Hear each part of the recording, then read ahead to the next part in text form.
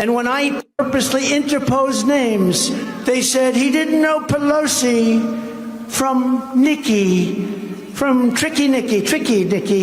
That was former President Donald Trump claiming that his confusion of Nikki Haley and Nancy Pelosi was actually on purpose and that he's not losing his brain.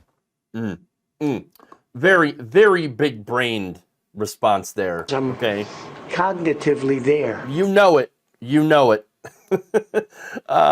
His senior moments are apparently just all part of a plan. What is that? Person, woman, man, camera. Genius. Brain genius. Big genius. Very stable one at that. All right? Person, woman, man, camera, TV.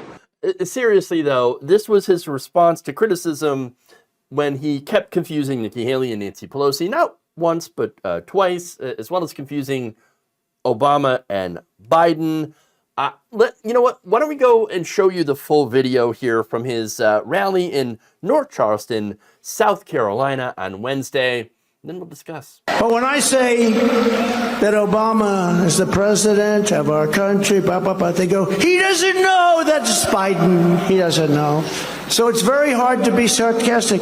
When I interpose, because I'm not a Nikki fan and I'm not a Pelosi fan, and when I purposely interpose names, they said he didn't know Pelosi from Nikki, from Tricky Nikki.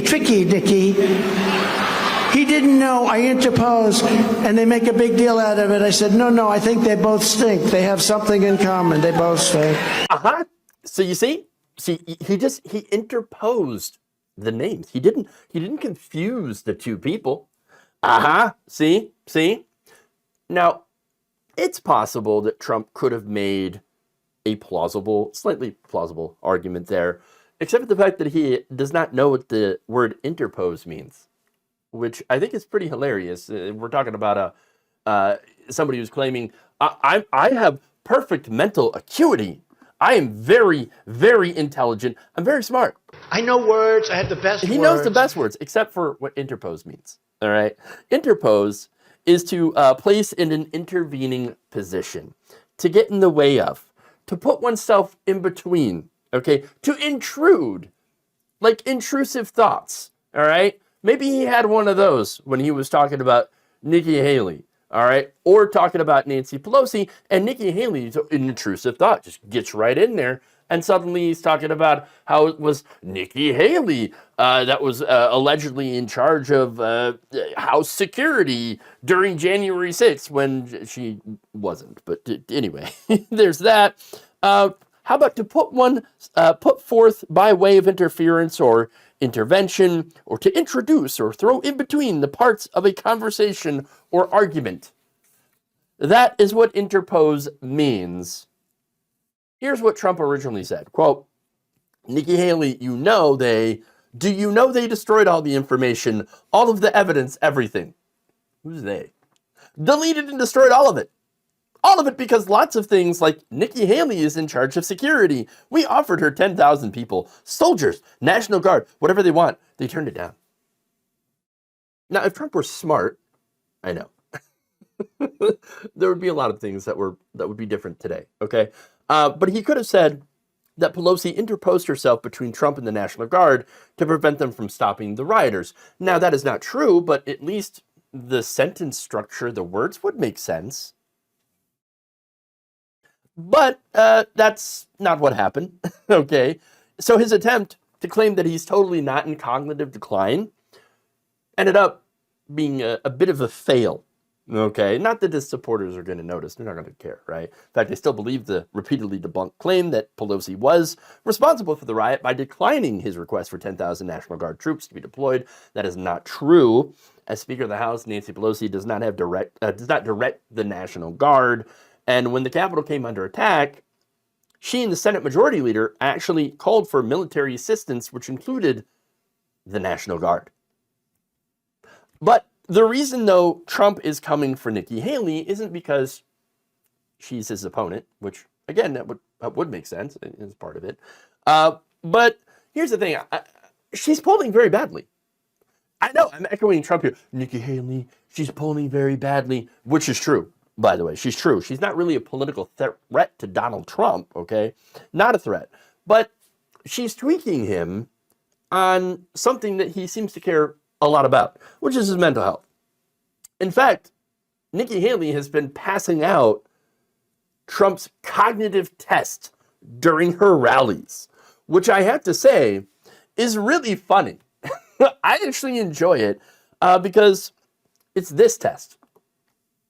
It's the Montreal Cognitive Assessment Test, right? And that's what you have to do. You have to name that animal. Yes, that test. Hilarious. And so Haley's out there calling for Trump to get tested again, okay? Which he says, well, I aced that test. I aced the test. I'm cognitively there, right? Person, woman, man, camera, TV. A very difficult test, but I got all these questions. Very difficult test. Very hard. Now, Nikki Haley is also asking for Joe Biden to be tested, by the way. And that's after the pretty disastrous Robert Hur report. Now, personally, look, I don't believe that Joe Biden is as sharp as he used to be. I mean, look at him 10, 12 years ago when he obliterated Paul Ryan in a debate. I don't think he could do that nowadays. That doesn't mean that he can't be president. That doesn't mean that he's mentally unfit. It's just, it's not as fast as he used to be.